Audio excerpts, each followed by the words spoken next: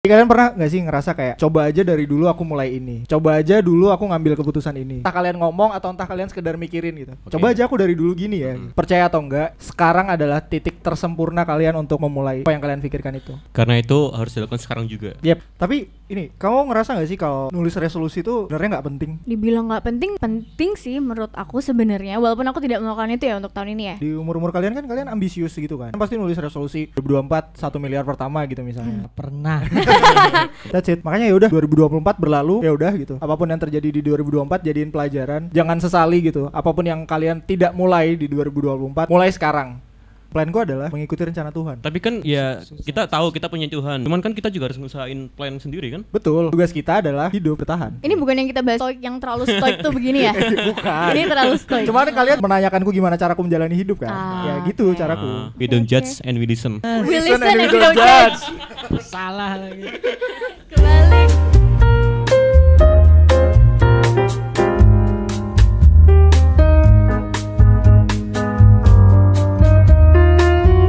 Halo semuanya, selamat datang kembali di The Tribes, medianya rakyat jelata. Kali ini di segmen Yuk Hidup Yuk.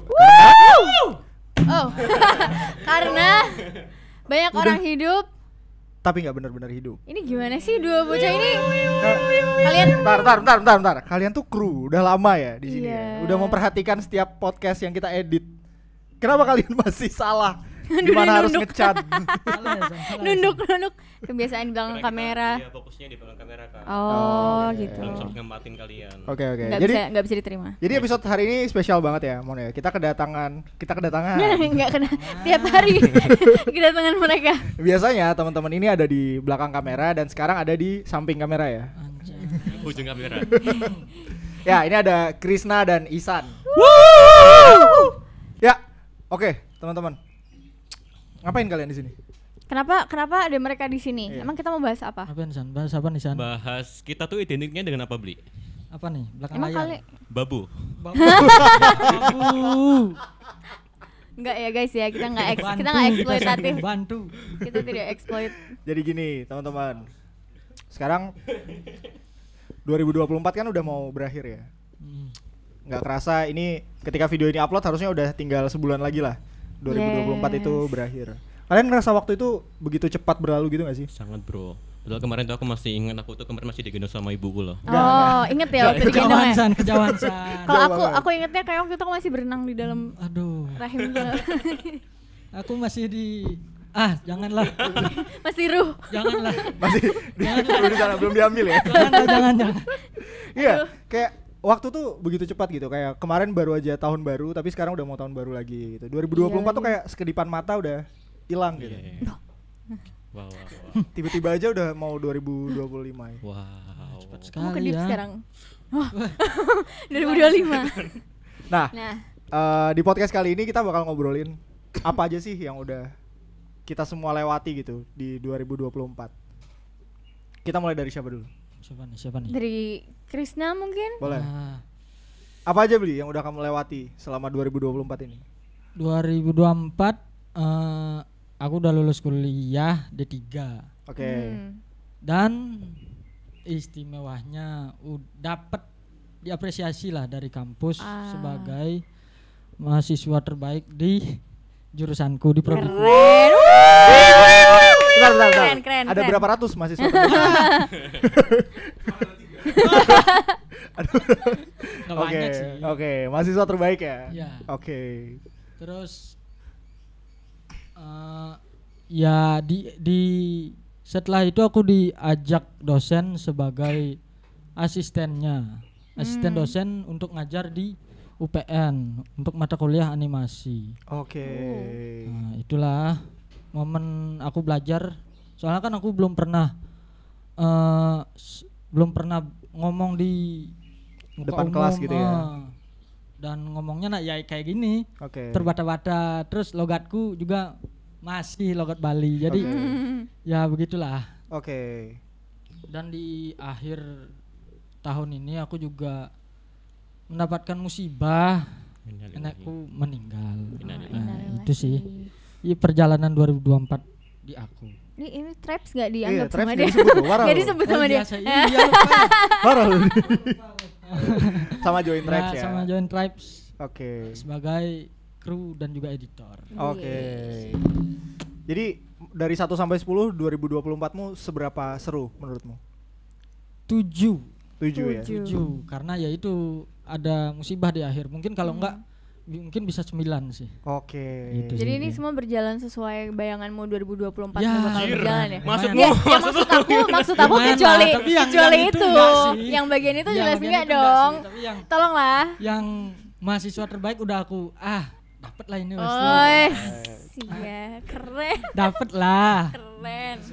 Oke. Nice. Kalau Isan gimana? Isan San? gimana Isan? Kalau aku dari yang pertama mungkin dari akademik, alhamdulillah bisa ini sih, bisa mempertahanin IPK aku yang di atas 3,88. Terus Bener gak sih? Mapres, Bos. Yes. terus apa sih namanya? Selain itu kan aku juga ikut BEM kan ya, udah 2 periode. Sekarang jadi kadep. Dan di situ juga aku ikut proyekan sama anak-anak buat ikut lomba dan alhamdulillah dapetin juara di lomba short movie yang diadakan sama IPB. Jadi musuhnya tuh ada IPB, ada Pajajaran, ada Sudirman. Nah, Oke, antar BEM gitu ya. ya, sebenarnya umum sih. Cuman aku ikut proyekan sama anak-anakku tak suruh ikut. Oke. Terus selain itu aku juga ikut program pemerintah yang namanya MBKM PPKO. Itu emang khusus buat organisasi di seluruh universitas. Jadi ada puluhan ribu ormawa organisasi itu dilombakan di kompetisi buat yang namanya itu PPKO alias program penguatan kapasitas ormawa. Jadi secara garis besar tuh kayak pengabdian desa lah hitungannya. Jadi nanti disaring, dikualifikasi, dapatlah hasil ratusan ormawa yang dimana itu didanai sama pemerintah. Oke. Sama Jadi tribe. Keren. ya, sekarang keren. Dilupakan Sebut ya. semua tribes-nya. Enggak, dia tadi cerita dia 3,8 kan. Iya. Nah, tahun ini nurun kayaknya gara-gara tribes. 3,88 jadi 3,8 masih oke lah. Sama San, aku 3,88 juga sih. Enggak mau kalah dia baru. Sama, Isan nyebut sama, IPK baru sama, dia. sama. Oke. Buset. Katanya kamu bikin bisnis juga, San? OTW lagi mau. Jadi ya iya sih aku mau bikin bisnis sama salah satu temanku. Mungkin itu lebih kayak geraknya di IO sama fotografi. Oke. Nice. Nah, sama pertanyaannya kayak Krisna. Dari 1 sampai 10, 2024-mu berapa angkanya? Sebenarnya masih flat sih tapi ya Flat berapa tuh? 8 lah. Loh, bagus Ya dong. 7,5 lah, itu. 7,5. Ah. Berarti ada hal-hal yang nggak kamu harapin terjadi di 2024. Ya Aduh. ya kalau kayak gitu lagi. Kalau misal di tahun ini emang sama kayak beli nenekku juga meninggal. Tapi itu di pertengahan tahun. Terus ya kalau dari awal nih tengah tahun sampai ke endingnya ini sebenarnya aku rasa masih flat. Cuman ya alhamdulillah bisa ningkatin diri. Semangat diri. Sama pertanyaanku kayak beli di samping nenekmu meninggal itu semua berjalan Semua, sesuai semua. rencana kan, maksudnya masih sesuai Ini dengan janjian apa gimana ya? Enggak sih.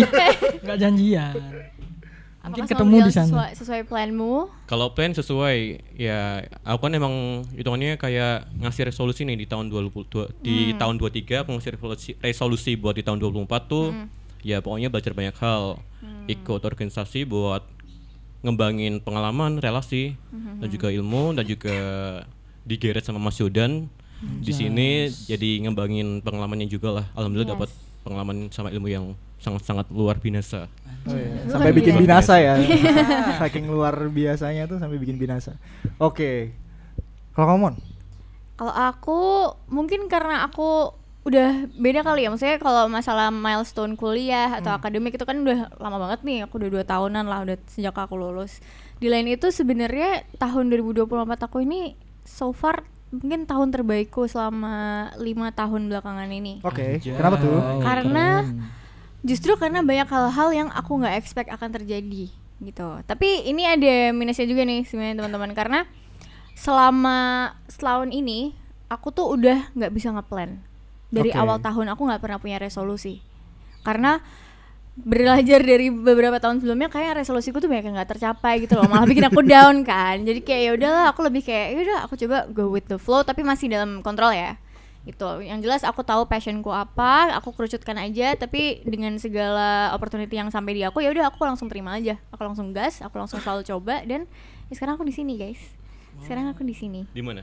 Di Flebengan. Ya terus apa yang terjadi di hidupmu? Apa belakangan ini? Iya. Dalam setahun ini? Iya betul. Flat banget lagi. Kayaknya lebih flat daripada kalian-kalian deh. Kerja. Doang. Kerja. Masalah personal, hubungan aku semua juga fine-fine aja, flat-flat aja. Tapi ya alhamdulillah rekening aku lebih meledak. Jadi itu yang penting tujuannya kan itu kan. Betul. Kerja itu tadi. Jadi flat. Jadi emang fokusnya udah ke kerja aja sih aku. Bukan cuma nambah pengalaman ya, tapi juga aku di sini belajar banyak nih. Aku juga di Tribes kan baru belajar media tuh gimana, dan aku dapat banyak insight baru dari segi produksi juga, dan aku happy aja gitu loh. Sekarang happy karena di samping aku bisa melakukan passion aku, juga bisa mendapatkan, aku juga banyak teman baru, atau ketemu kalian di sini, dapat banyak relasi baru. Ya itu tadi. Tapi ini, kamu ngerasa nggak sih kalau nulis resolusi itu sebenarnya nggak penting? Dibilang nggak penting sih menurut aku sebenarnya, walaupun aku tidak melakukan itu ya untuk tahun ini ya. Okay. Tapi resolusiku tuh bukan yang spesifik malah Pan. Jadi yang malah sangat general. Contohnya aku ada di akhir tahun lalu aku nulis 2024 aku harus mengedepankan my happiness daripada happiness orang lain. Yang kayak gitu-gitu. Jadi dan dari situ kan nanti baru bisa ke bedah tuh kira-kira apa sih yang kira-kira bakal bisa ngebantu aku jadi happy ngelakuin itu. Gitu. Jadi misalnya aku suka ngelakuin ini atau enggak kerjaan ini misalnya. Oh, aku happy kok. Ya udah I'll do that gitu. Misalnya bantuin orang aku happy ngelakuin itu enggak? Oh ya udah happy, ya udah gitu. Gitu. Jadi nggak terlalu, biar kita juga nggak gila nggak sih kalau misalnya kita ngeliat nih ada di checklist kita nggak kesampean gitu, malah pressure nggak sih rasanya? Tapi yang gue tahu ya, di umur kalian kan kalian ambisius gitu kan. Kalian pasti nulis resolusi 2024 1 miliar pertama gitu misalnya atau Nggak pernah. tulis aja. Nggak pernah bikin resolusi. Oh, kamu nggak pernah? Nggak pernah. Oke. Cuma tahun baru. Oke. Tahun depan Ya udah. A B C D nggak pernah. Oke. Terus gimana cara mau menjalani hidup? Ya Ya udah. ya ikutin aja apa yang ada di depan. Umpama ada proyekan, ya ayo. Umpama ada yang ngajak kerja kayak di Tribes kemarin kan, aku disaranin sama temanku, katingku si Mas Reza namanya. Ya itu ya aku ikutin aja, nggak pernah nulis resolusi jadinya. Oke. Gitu sih. Kamu Gen Z yang aneh. Kalau kamu gimana? Kalau aku emang lebih kayak bikin roadmap sih, misal kayak di tahun 2024 tuh emang udah harus ngapain aja, misal Nah, Kadef emang beda. Gitu. kayak misal di Bikin akademik. roadmap. Kalau misal di akademik, walaupun di tengah kesibukan ikut PPKO ini, ikut organisasi, ikut kerja, ikut proyekan, nah itu aku harus bisa mertahanin IPK aku segitu. Paling enggak, paling rendah ya 385 lah. Wow. Nah, terus buat secara akademik kayak gitu, terus buat pengalaman relasi juga aku tulis kalau misal di kerja tuh harus dapetin ini. Kalau misal kalau di organisasi itu harus bisa ini. Dan menurutku nih paling organisasi sebenarnya paling berat, soalnya di sini tuh kamu tuh harus ngurusin 14 orang kepala yang dimana itu emang egonya beda-beda. Oke. Terus cara nge-treatnya mereka juga pasti beda-beda. Nah, di situ aku harus bisa memposisikan diriku di situ agar mereka bisa percaya sama aku lah. Dan aku bisa jalan. Nah, terus kalau misalnya di tahun 25 ya aku bakal kayak bikin bisnis A I U E O, aku bersama temanku mau gelut berdinamika sana sini, jadi kayak gitu. Oke. Bahkan sampai 5 tahun ke depan udah ada roadmapnya. Oke. Menurutmu penting nggak bikin roadmap itu? Bikin kamu hidupnya jadi lebih tertata gitu atau malah jadi stres sendiri? Lebih jelas, tertata, tapi stres. Itu kenapa nggak dibuat? Oh. Soalnya kalau nggak tercapai ya gitu, stres sendirinya. Aduh, kok ini gini, kok ini gitu jadinya. Kalau stresnya lebih kayak ke apa ya namanya? Overthinking. Overwhelm. Bisa ya kayak gitu. Jadi aku harus ngusahain ini, tapi di situ tuh aku harus nyambi yang lain juga. Nah, di situ yang bikin kayak agak burnout. Oke. Tapi aku pernah di fase itu sih Pan, dulu zaman kuliah terutama ya. Aku seambis itu juga, sama aku bikin 5-year plan dari umurku 20 sampai 25. Sekarang nih aku tahun depan nih 25 nih. Dan aku udah stop. Aku udah melepas roadmapku itu, udah melepas 5-year planku itu dari setahunan yang lalu. Karena bukan masalah pressure ya, atau bukan masalah stres karena nggak mencapai itu. Karena jujur sebenarnya kalau according to 5-year planku, semua tuh berjalan sesuai. Walaupun pasti ada yang miss ini itu aku harus adjust gitu. Tapi dari yang aku renungkan selama aku bikin plan-plan itu adalah ini tuh hampir semua terjadi tuh sebenarnya karena kayak snowball effect gitu loh. Misalnya dulu akhirnya aku decide, aku karena aku HI backgroundnya, aku kan dulu sempat maban sih, ambisius, aku mikirnya bakal kerjanya di Kemlu lah gitu-gitu. Tapi begitu terus COVID, akhirnya aku harus adjust karena aku nggak ada relasi, nggak ada apa. Iya, realistis aja. Ini yang paling bisa aku kerjakan sekarang. Nah, dari dulu aku sesimpel bikin konten-konten receh gitu. Akhirnya sampai sekarang aku bisa di level produksi yang lebih banyak, projectnya yang lebih gede level produksinya.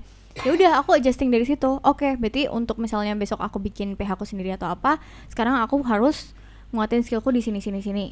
Ya udah, aku adjusting dari situ gitu loh. Cuman menurutku nggak salah kok dengan masih kayak gitu, dan harusnya tapi it's a good pressure kan sebenarnya. A good stress kan. Positive pressure. Positive pressure kan sebenarnya. Iya.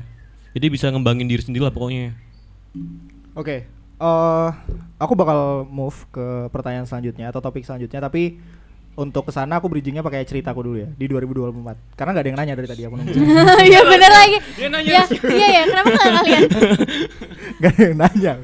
Oke, jadi 2024 itu tahun pertama pernikahanku kan, karena aku nikah di Desember, jadi itu pas banget tuh mengawali 2024. Desember dengan, 2023. Iya benar, dan dengan pasangan baru dan ya pasangan baru. Gila, status anjay. baru lah. Caca.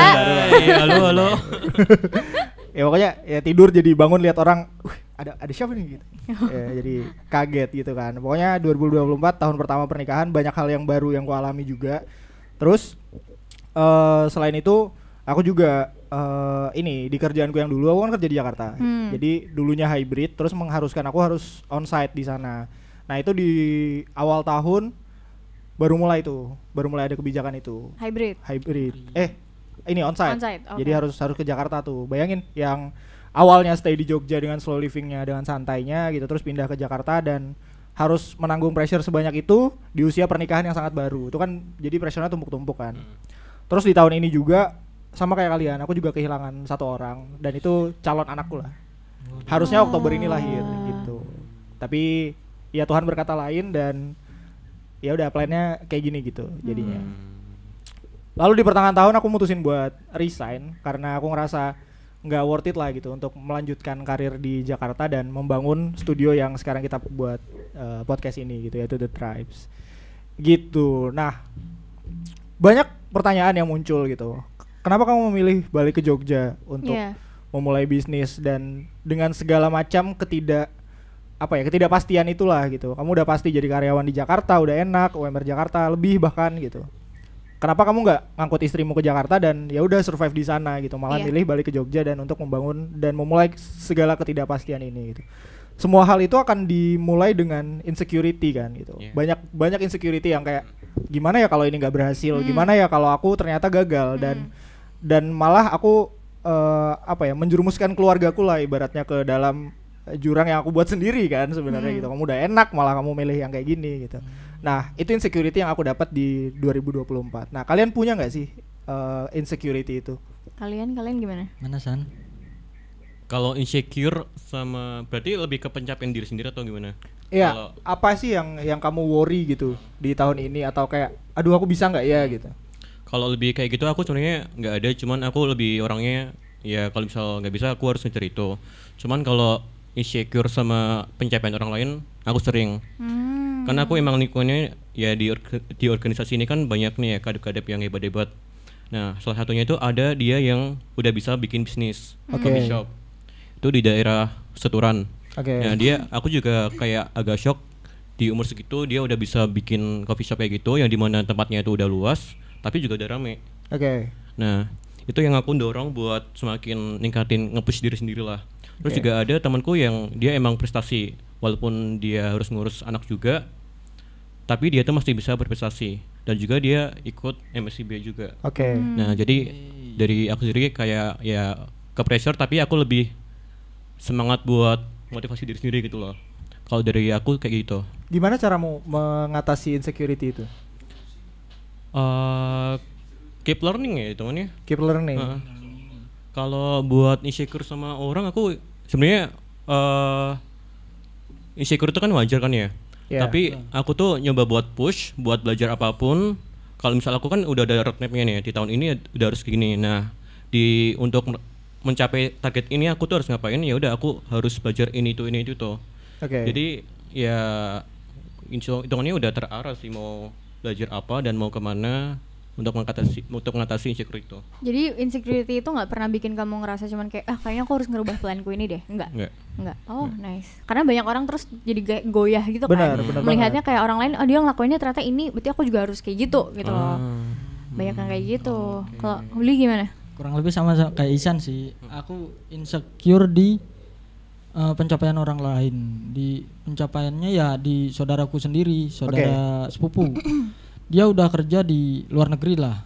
Dia udah bisa ngidupin keluarga besarnya lah di umur 20-21 tahun. Nah, di aku yang umur udah mulai 23 ini ya masih gini-gini aja, masih belum bisa ngidupin diri aku sendiri gitu loh. Sedangkan dia udah bisa ngidupin diri sendiri, adiknya, neneknya juga. Jadi kadang-kadang nenekku dan nenek dia sih yang cerita si ini udah gini loh. Tapi dia nenekku nggak mengecilkan aku, cuman ya sekedar bercerita aja. Tapi ya di aku juga oh iya sih.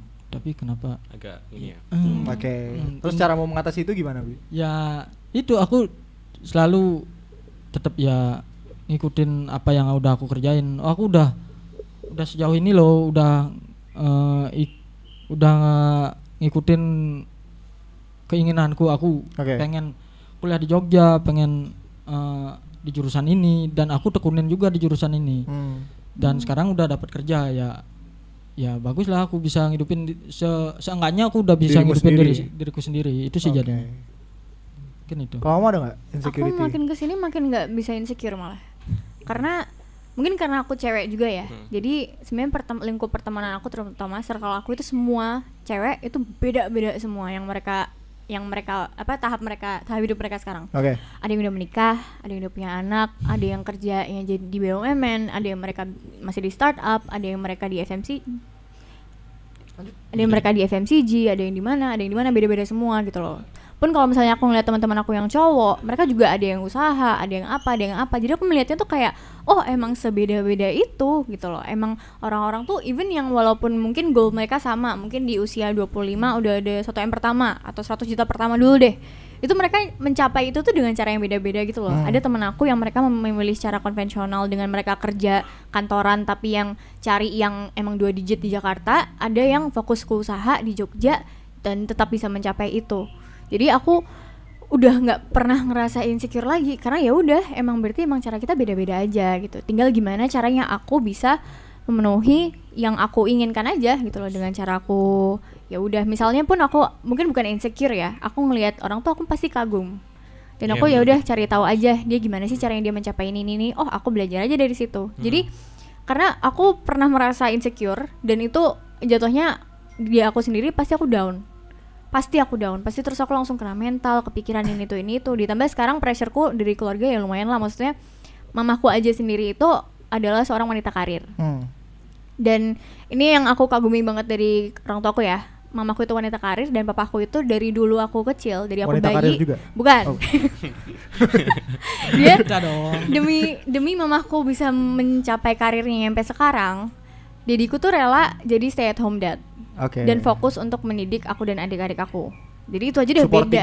Supporting banget ya. Dan tapi di saat yang bersamaan masih sering cari kerja serabutan dan segala macam. Dan sekarang karena aku dan adik-adikku sudah jauh lebih besar, ayahku punya lebih banyak waktu dan keleluasaan juga buat exploring kerjaan-kerjaan lain gitu loh. Nah itu pun udah beda gitu loh. Aku ngeliat itu dari keluarga lain atau dari orang lain aja tuh jalan mereka sudah berbeda. Jadi ya udah aku tinggal fokus aja gitu. Dari ketiga cerita kalian, aku kayak bisa nyimpulin gitu. Aku bukan mau ngajarin kalian stoik ya, cuman kenapa insecurity itu selalu datang dari orang lain ketika kalian melihat orang lain? Kenapa tuh? Ya aku nanya ini pertanyaan. kirain mau ngasih tahu ya. Kira ngasih tahu. Begitu kalian jawab nanti aku jawab juga. Mungkin kenapa insecurity datang dari orang lain? Kalau aku jawabannya lebih sama kayak Mbak Momon sih. Jadi kayak ya kagum aja sama orang. Dia di usia yang sama bisa nyampai hal kayak gini. Itu kayak sebuah hal yang luar biasa gitu loh. Dan itu buat macuin aku, motivasi diriku ya aku juga harus tetap fokus sama targetku sendiri biar paling enggak sama lah sama orang kayak gini. Oke. Kalau dari aku lebih kayak gitu. Oke. Kalau kamu gimana, Bli? Ya kurang lebih sama sih. Yang penting kita udah fokus sama kita yang kita kerjain sekarang. Jadi nggak perlu ngelihat orang lain. Soalnya perjalanan hidup orang lain Pasti bisa beda sama kita. Nah, itu betul. Itu jawabannya. Kenapa kalian harus selalu membandingkan pencapaian kalian dengan orang lain? Sedangkan start kalian aja pasti beda-beda gitu. Backgroundnya beda-beda. Temanmu yang bikin coffee shop, kamu kan nggak tahu bapaknya siapa. Tapi dia emang orang berada sih. Yes. Nah, iya kan. Maksudnya di luar itu pun mungkin dia emang udah jualan kopi dari umur 12 tahun kan nggak tahu juga gitu. Iya Mungkin kali ya. startnya kan dari dulu. Bisa jadi kayak gitu. Kakeknya gitu. petani kopi di Nah, Gayo sana. iya. Nggak tahu, bisa aja.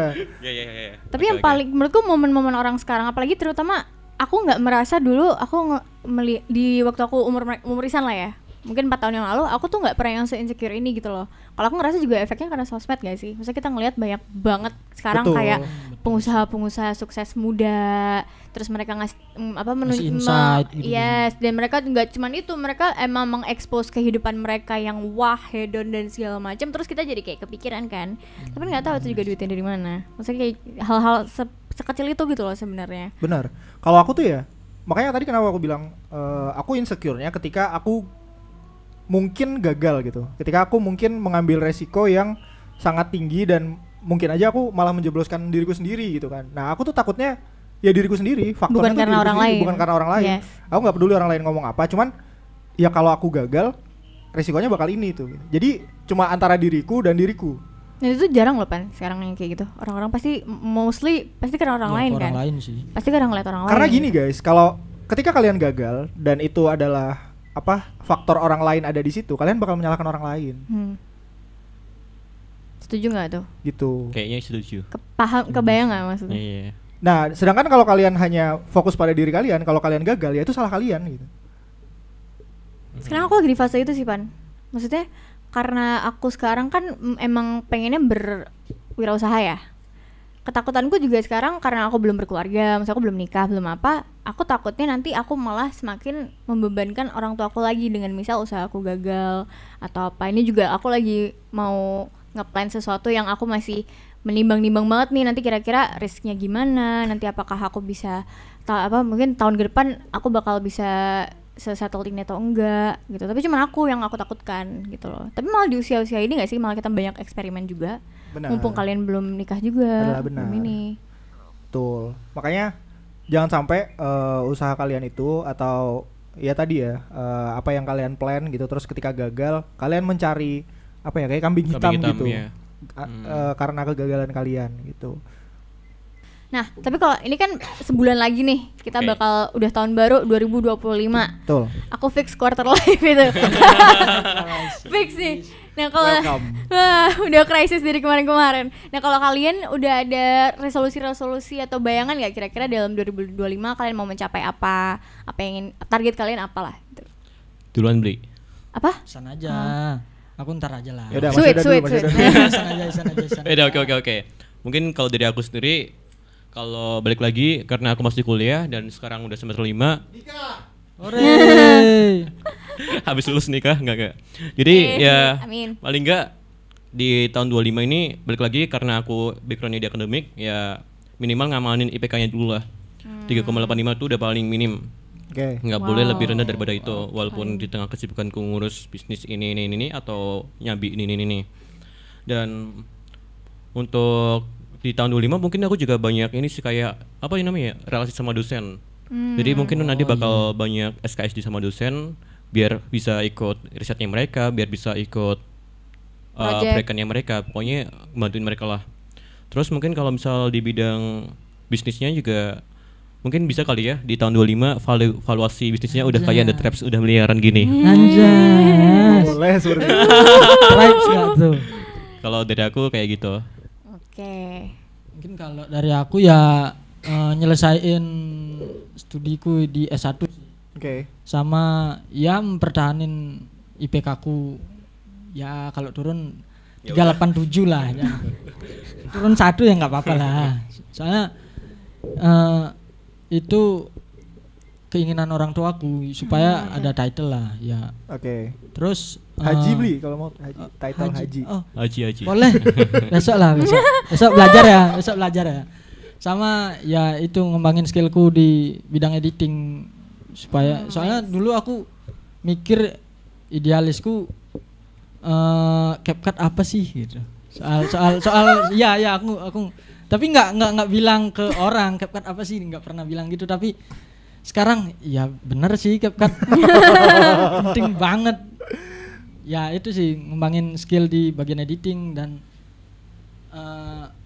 kalau resolusi ya cuman ya 2 itu aja sih ya, kalau di aku. Mungkin Mbak Alifa? Aku masih sama sih. Resolusi lebih ke kalau aku dari tahun ini sebenarnya udah pengen, alhamdulillah dari tahun lalu kan aku sudah tercapai. Maksudnya udah ada bisnis sendiri dan segala macam, tapi aku berharap di dalam tahun depan bisa lebih ke scale up dan itu tapi sambil aku tidak menutup diri dari possibility atau opportunity yang lain. Fokusnya ke situ sih aku. Saya masalah menikah atau enggak, jujur yang kayak gitu-gitu bukan termasuk resolusi ya buat aku. Lebih ke ya udah kalau emang besok ternyata dikasih rezekinya, ternyata aku sudah siap, ya udah. Ini aku bukan ngode ya. Bukan ngode ya, tapi kalau nonton ya boleh. Kalau siap lah hayu gitu kan. Tapi ya itu sih, dan aku tetap berpegang pada resolusiku dari tahun lalu. Aku harus ngelakuin apa-apa, aku harus happy, aku harus senang ngelakuinnya, dan aku harus memastikan orang-orang di sekitarku juga sejahtera dan happy gitu. Oke. Nah, mungkin Mas Novan gimana nih resolusi Aku tuh- 2025? Aku tuh sebenarnya benci ngomongin resolusi. Karena Kenapa? Buat menjawab ini, kalian jawab pertanyaanku dulu. Apa nih? Gimana kalau resolusi kalian nggak tercapai? Ya, selalu ada plan B. Oke. Apa tuh? Oh, mau dijelasin? Coba aja. Oh, Misalnya IPK kamu nggak tercapai tadi. kalau IPK nggak tercapai ya udah paling kayak cuman kecewa sama diri sendiri, cuman paling nggak aku di bidang lain udah berkembang banget gitu loh, berkembang pesat. Oke. Dan oh ya tadi lupa ngomongin kalau misal di tahun 25 aku juga bakal grinding terkait belajar bahasa Inggris ataupun ambil sertifikasi digital marketing kalau bisa. Jadi bakal grinding ilmu komunikasi terus sama digital marketing. Nah, itu juga bisalah jadi salah satu plan B yang dimana di kemudian hari pasti bakal kepake. Walaupun di bidang akademik itu aku jeblos. Oke. Lu nggak jeblos banget loh Terus kan nih. kalau Iya. gitu. Masalah bisnismu, gimana kalau valuasinya nggak nyampe miliaran dalam 2025? Kalau valuasi What's your plan B? kalau di bisnis sebenarnya aku kepikirannya 3 bisnis soalnya. Yang satu ya sama temenku. Ya udah, total wes. Gimana kalau total 3 bisnis itu valuasinya nggak nyampe miliaran? Pokoknya misal semua resolusimu ternyata tidak tercapai. tidak tercapai. Kamu bakal menyikapinya gimana? Kalau menyikapinya aku sebenarnya orang yang gimana ya?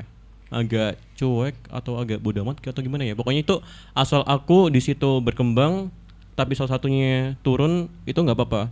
Tapi di bidang lain aku harus naik. Oke. Kalau beli gimana? Kalau aku ya nggak, ya paling kecewa doang. Habis itu evaluasi apa yang kurang gitu. Oke. Terus ya going on gitu. Itu guys intinya. Bro. Itu intinya. Kenapa resolusi menurutku nggak penting? Intinya adalah ketika kalian gagal achieve-nya, kalian akan balik lagi ke core kalian. Ya udah, evaluasi, jalani, dan hidupin kan. Iya kan? Iya, Tapi kamu bener. ada goal kan, Pan? Ada. Ya itu pasti. Pasti ada ada. kan? Itu kan termasuk resolusi nggak sih? Iya kan? Resolusi itu lebih ngomongnya tahunan kan? Apa yang bakal kamu achieve di resolusi 2025? tahunan. Iya. Kalau goals pasti ada. Tapi kamu nggak ada goals tahunan gitu, nggak ada? Nggak Per ada. 2025 aku udah harus mencapai ini. Nggak ada. Misal bisnis kita Tribes ini udah harus gini 2025. Nggak ada. Wow. Kenapa gitu? Ngalir aja gitu kan. Planku adalah mengikuti rencana Tuhan. Oh, Tapi kan ya kita tahu kita punya Tuhan, cuman kan kita juga harus ngusahain plan sendiri kan? Betul. Tugas kita adalah hidup bertahan. survive.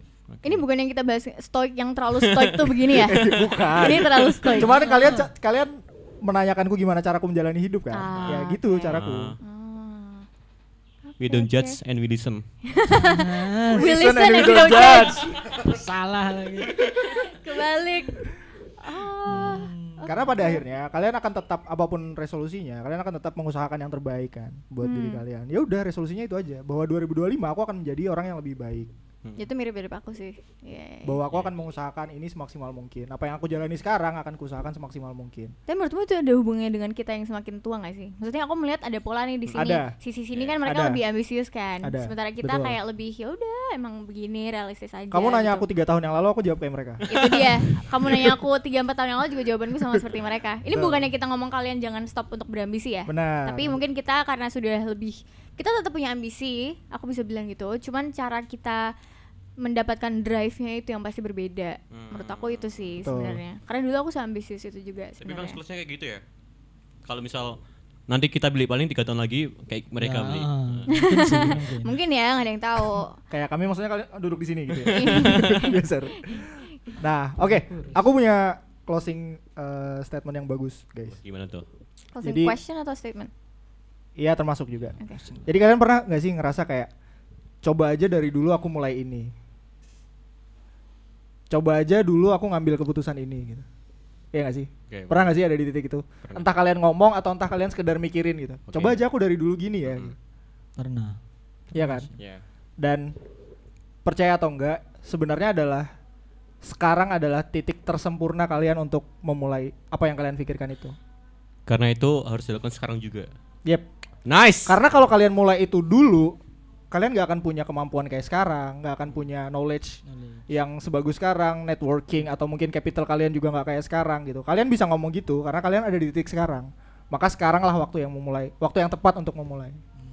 Siap laksanakan ayah. Nice. Gitu, bro. Jadi jangan terus overthinking harusnya dari dulu gitu ya. Ya. Kadang aku masih kepikiran lagi kayak gitu.